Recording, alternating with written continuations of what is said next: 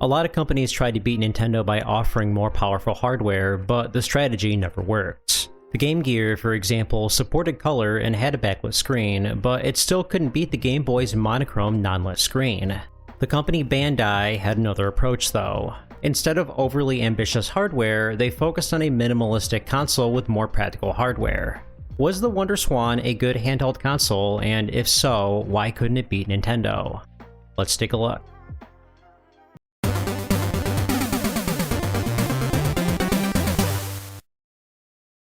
What's going on? It's Podrez coming at you with another video. I haven't mentioned this in the beginning of a video in a while, but do me a favor, if you haven't already, if you've watched a few of my videos and you enjoy my content, hit the subscribe button right there. I'm trying to aim to hit 50,000 subscribers by the end of the year. I do think that it's possible. If we get there, I'll release a Q&A video similar to what I did a year ago. We also have an amazing community on our Discord server. If you want to be a part of it, just go to discord.podrez.net. I also always make sure to put a direct link right in the description. Anyway, let's talk about the more obscure console, the WonderSwan.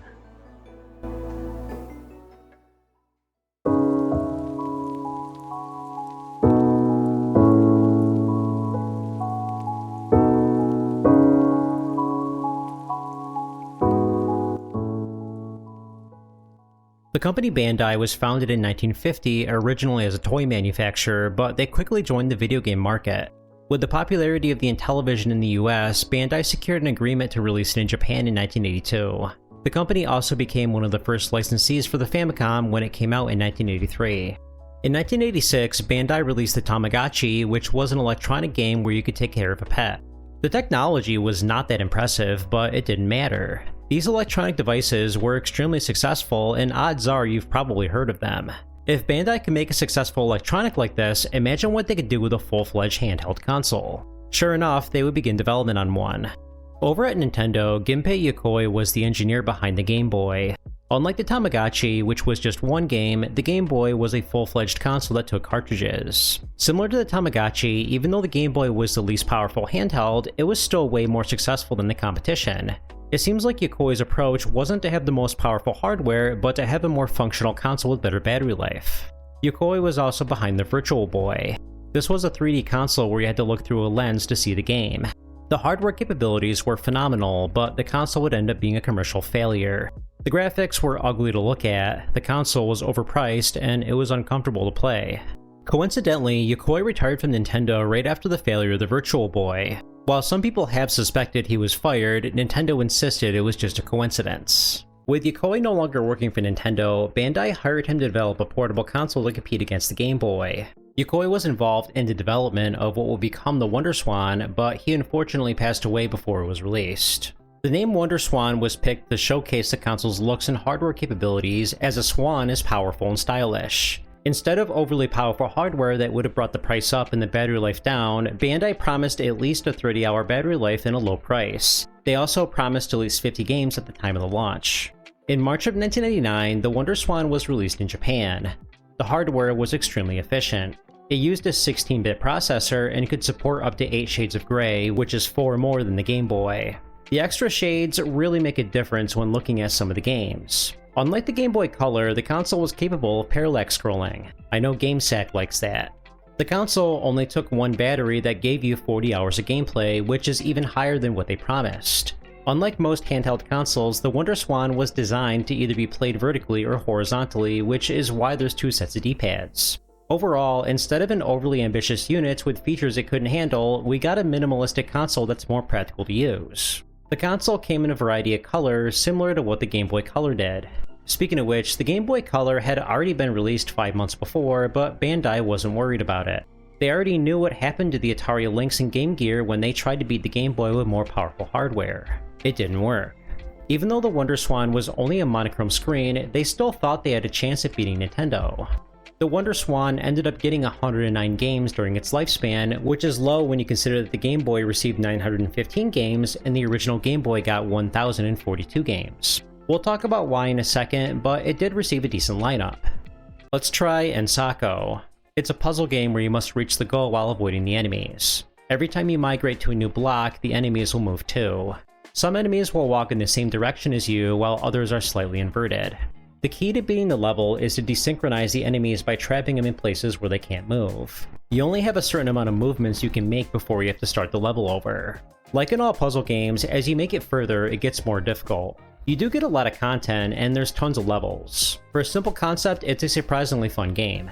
Speaking of puzzle games, here's Klonoa Moonlight Museum. It's a platformer with various puzzles you have to solve. There's keys you have to collect to access certain doors, and blocks you have to use to reach higher areas. You can also use enemies to increase your jump height. The challenge doesn't come from the enemies or dying a lot, but instead the puzzle aspect. Sometimes you have to walk through the entire stage to find the last key. The graphics show off the WonderSwan's capabilities with nice parallax scrolling in the background.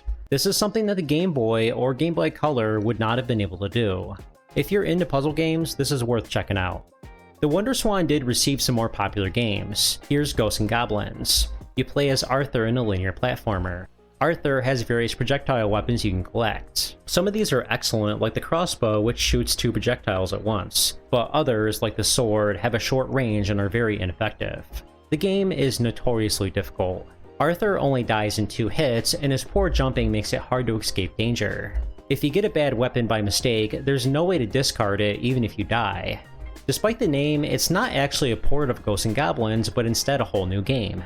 There's brand new levels with new mechanics that weren't in any other game in the franchise. Like in Klonoa, there's parallax scrolling in some of the levels, and the graphics are overall very well done. If you enjoyed the Ghosts and Goblin games, you may not have even known about this one. It's definitely worth checking out. Here's Mingle Magnet. It's a Tetris-style puzzle game where you can break 3 blocks of the same color if there's 3 or more of the same colors touching each other. You're able to rotate the playfield in any direction, which will rearrange the blocks. This can be beneficial if you don't have any of the same colors lined up together. If you run out of room in the playfield, you automatically lose. The game can sometimes be confusing because of the different directions you can rotate the playfield, but otherwise, it's a surprisingly addictive game. So we do see a decent lineup of games, but how come there were only 109 of them? Unfortunately, Bandai only kept the console alive for a little less than 2 years before releasing the WonderSwan Color, which made the previous console obsolete. It uses the same processor, same amount of RAM at 64 kilobytes, and it still only uses one AA battery. Unfortunately, the battery life is only 20 hours instead of 40. The console can display up to 241 colors, which is better than the Game Boy Color. That console can only support up to 56 on screen. When looking at the games, some of them can pass as Game Boy Advance titles. This is a substantial improvement over the original WonderSwan. It's clear what Bandai was trying to do. They must not have been confident with the original WonderSwan and changed their mind about having inferior hardware. But still, they're not going overboard. The WonderSwan Color still has more practical hardware that doesn't drive up the price too much. This is not another case of the Atari Lynx or Game Gear. The WonderSwan did receive a decent lineup of games, even some from third-party companies. We have games from Namco, Squaresoft, Sega, Capcom, and more. We also have many genres like racing games, RPGs, platformers, strategy games, and more. Here's Gunpei Yokoi. It's a falling blocks puzzle game where you must make lines disappear by setting them up near each other. You can move pieces vertically up and down, but not horizontally. It actually reminds me of Puzzle League, except in that game you can only move pieces left and right. If you make a line disappear that's all one color, you earn extra points, but it's not required. You can choose between multiple gameplay variations. In Endless mode, it's like traditional Tetris where you can play until you lose. In Puzzle mode, you have to make the entire playfield disappear to win the round. If you leave any pieces remaining, you have to try again. I feel like a lot of Tetris clones are too similar in gameplay where you line up the same colors in a row, but this one is unique. This is easily one of my favorite games on the WonderSwan Color. Judgment Silver Sword is another decent title. It's a shoot 'em up with some original ideas. You have 2 different weapons that you can use at any time. The straight shooter is more powerful, but too narrow. The spread gun covers many enemies at once, but it doesn't deal much damage. It's nice that you can switch between the two, depending on the situation that you're in. You also have a shield that protects you from bullets. Considering how busy this game can get, this is very handy. The game is difficult, but sometimes it does give you a break. When I died on my last life, it gave me the free life that was dangling on the screen, even though I didn't grab it. I wish the WonderSwan received more shoot-em-ups, but at least we got this one. Here's Rockman EXE WS. It's loosely based off the original NES Mega Man games, but with some unfortunate changes. Instead of picking what stage you want to play at the beginning, you play the levels in order. Mega Man has most of his default abilities like the Mega Buster and you're able to slide. You fight bosses, but you don't gain their abilities after they're defeated. How could they take something like that away from a Mega Man game? The graphics are alright, but why no parallax scrolling? None of the stages have it. Basically, it's Mega Man without any of the aspects that makes Mega Man great. It's a shame that the only Mega Man platformer we got on the WonderSwan is this. You might be familiar with Muscle on the NES. It's a mediocre wrestling game. Instead of pitting your opponent, you have to drain their health to win the match. You can switch to your teammate if you're running low on health yourself. You can pick from multiple characters, each of which have their own special ability. As you make it further in the game, the ring will change terrain. For example, this is the ice level. It's not terrible, but not much of a wrestling game. You don't perform any cool wrestling moves like you see on WWE, and like I mentioned, you don't pin your opponent like in real wrestling. For an early Bandai game though, it does get a pass. I can't say the same for the WonderSwan remake though. It looks better visually, but the gameplay is much worse. You can easily trap your opponent against the ropes and there's nothing they can do. I tried this in the original game, but I was not able to replicate it. I never would have thought I'd say this, but the NES version is better. I have no idea why they would even bother porting over this game in the first place though, it's not like it was very good. Let's take a look at Final Lap Special. The game originally came out on the regular WonderSwan, and it's a good version. You play as an F1 car, and you must reach the checkpoint before running out of time.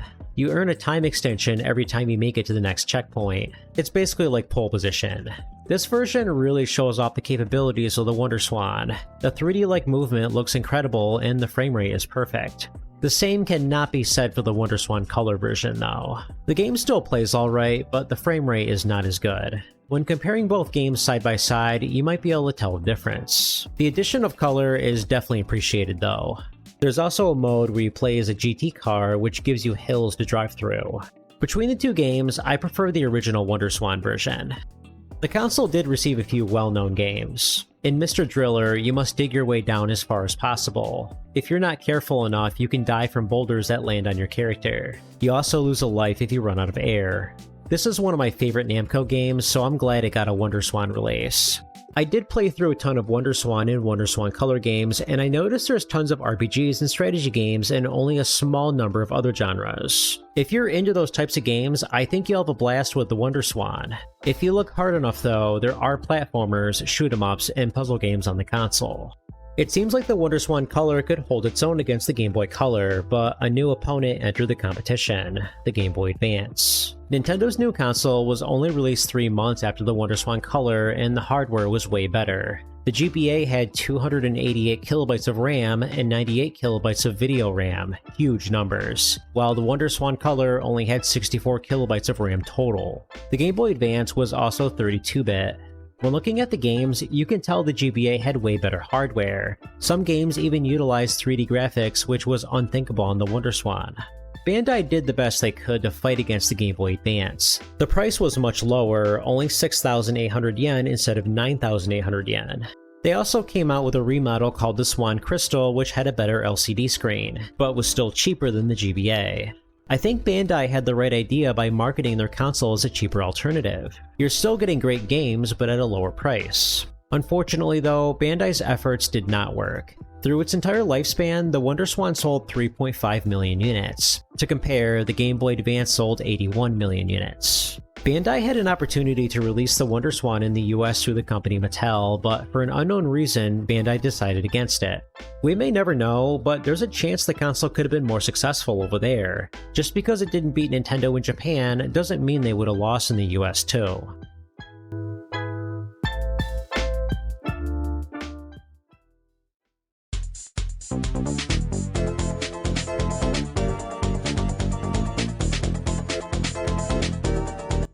If you made it this far, do me a favor and hit that subscribe button right there. And do you think the WonderSwan could have been successful? Let me know in the comments. Thanks for watching.